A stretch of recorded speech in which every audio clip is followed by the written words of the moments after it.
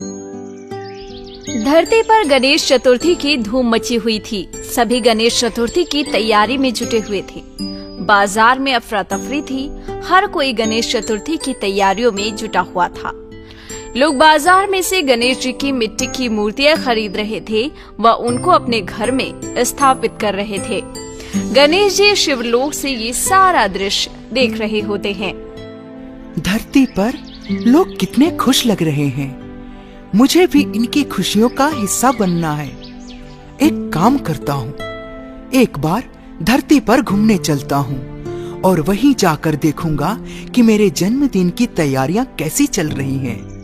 इसके बाद गणेश जी एक बालक का रूप धारण करते हैं और धरती लोक पर आ जाते हैं। धरती पर सभी लोग गणेश चतुर्थी की तैयारी में जुटे हुए थे। गणेश जी भ्रमण करते हुए अपने भक्तों को देख रहे होते हैं। चलते चलते वो एक गांव में से गुजरते हैं। उस गांव के बाहर एक टूटी हुई झोपड़ी होती है। उसमें एक लड़की रो रही होती है। उस लड़की की रोने की आवाज सुनकर गणेश जी वहीं रुक जाते हैं। अरे, ये रोने की आवाज किसकी है?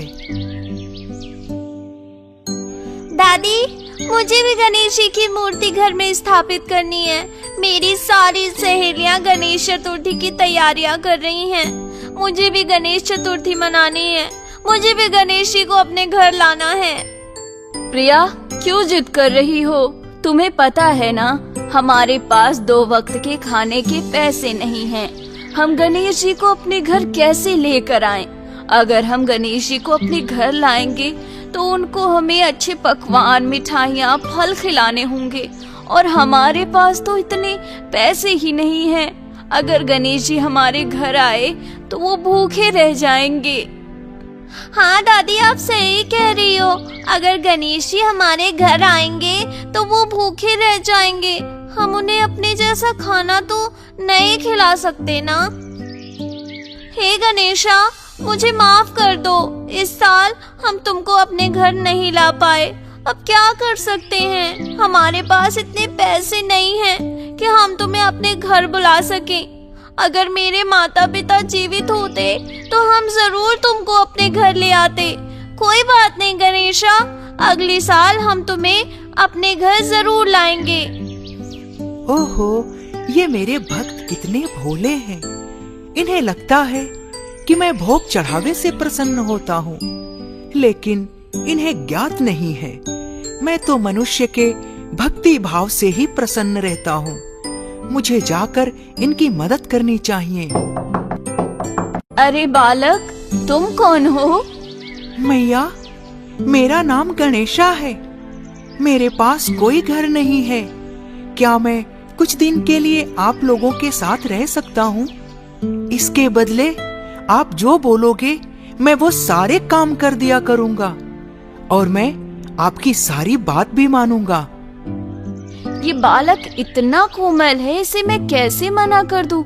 नहीं नहीं, इसे मैं मना नहीं कर सकती, वरना मुझे पाप लगेगा। कोई नहीं, कुछ दिन की तो बात है। आधा रोटी कम खा लेंगे। तुम मेरे घर पर रह सकते हो गणेशा, आ जाओ। यहाँ पर मैं और मेरी बेटी रहते हैं। तुम हमारे साथ रह सकते हो। शारदा भगवान गणेश को बालक समझकर अपने घर में स्थान दे देती है। मैया, आज तो गणेश चतुर्थी का प्रथम दिन है। आज आपने गणेश चतुर्थी की कोई तैयारी नहीं की? मन तो हमारा भी है, पर हमारे पास इतने पैसे नहीं हैं कि हम गणेश जी को अपने घर बुला सके।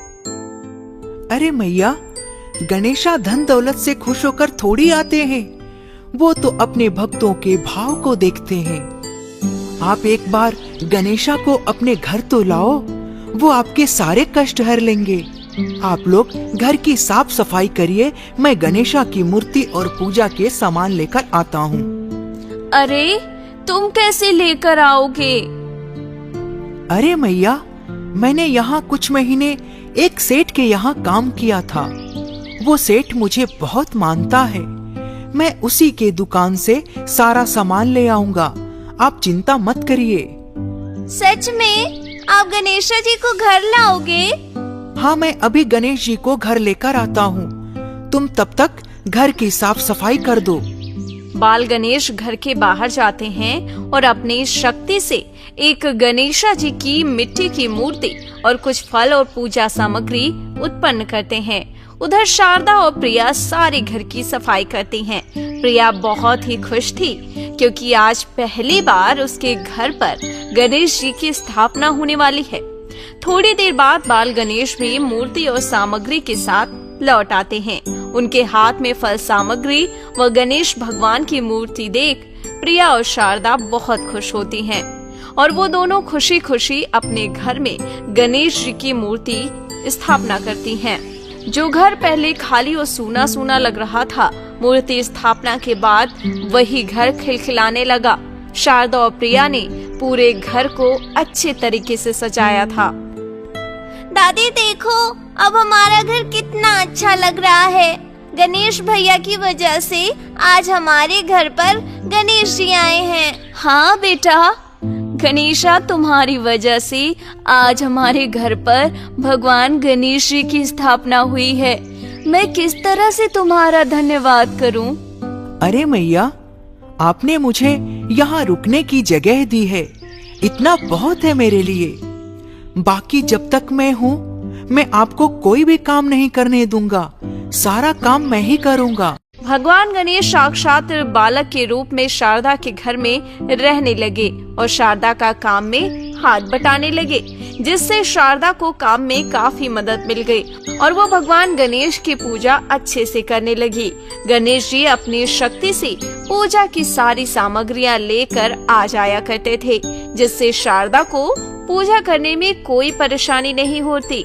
शारदा के साथ प्रिया भी गणेश जी की पूजा में बैठी रहती थी और साक्षात गणेश जी अपने भक्तों की सेवा में जुटे हुए थे। प्रिया और शारदा को शायद ये पता भी नहीं था कि गणेश कोई बालक नहीं बल्कि भगवान गणेश हैं। देखते देखते गणेश चतुर्थी के 9 दिन अच्छे से बीत जाते हैं। आज गणेश चतुर्थी का आखिरी दिन था। सभी लोग गणेश जी की मूर्ति को विसर्जित करने के लिए जा रहे होते हैं। सारा गांव उत्साह और हर्षोल्लास के साथ भरा हुआ था। सभी लोग खुश थे, सभी नाच गा रहे थे, हर तरफ शोर शराबा था। इधर शारदा और प्रिया भी मूर्ति विसर्जन के लिए तैयार हो चुकी थी।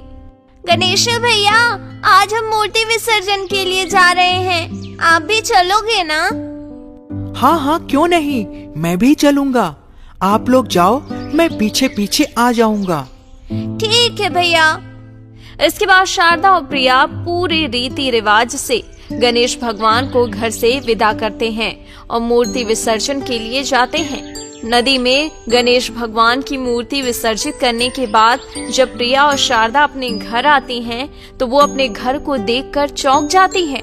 वो देखती हैं कि उनके टूटे हुए घर की जगह एक बड़ा आलीशान महल खड़ा है। जब वो दोनों घर के अंदर घुसती हैं, तो देखती हैं कि उनका घर सोने के सिक्कों से भरा हुआ है। दादी देखो, गणेश जी ने हमारी पुकार सुन ली। उन्होंने हमारे टूटे हुए मकान को महल बना दिया। सही में बेटा, लोग गणेश जी को ऐसे ही विघ्नहर्ता नहीं कहते। उन्होंने तो कुछ ही दिनों में हमारे सारे विघ्न हर लिए। पर दादी, गणेशा भैया कहाँ हैं? वो तो हमारे साथ विसर्जन के समय भी नहीं थे। हाँ, ये तो मैंने भी ध्यान नहीं दिया। जा प्रिया, गणेशा जी को खोज कर ला, कहीं वो बाहर भटक तो नहीं गया बेचारा। मैया, इसकी कोई जरूरत नहीं है। मैं तो बस 10 दिन के लिए ही आया था। अब धरती पर मेरा समय पूरा हो गया तो मेरे भक्तों ने मुझे विदा कर दिया। आप चिंता मत करो मैया, अगले साल फिर से मैं आपके पास आऊंगा और आपके साथ रहूंगा। दादी, ये किसकी आवाज है? अरे पगली, तू अभी तक नहीं समझी? ये भगवान गणेश की आवाज थी और हमारे साथ रहने वाला गणेशा कोई और नहीं, भगवान गणेश ही थे, जो बालक के रूप में हमारे घर हमारा कष्ट हरने आए थे। प्रिया और उसकी दादी समझ गई थी कि गणेशा कोई और नहीं, भगवान गणेश थे। ये जानकर दोनों की आंखें भर आई। भगवान गणेश की कृपा से शारदा के घर में खुशियों के दिन लौट आए। अब उनके पास किसी चीज की कमी नहीं थी। वो धन्य धान्य से संपन्न हो चुकी थी। इसके बाद वो हर साल गणेश चतुर्थी का त्योहार बड़ी ही धूमधाम से मनाने लगे।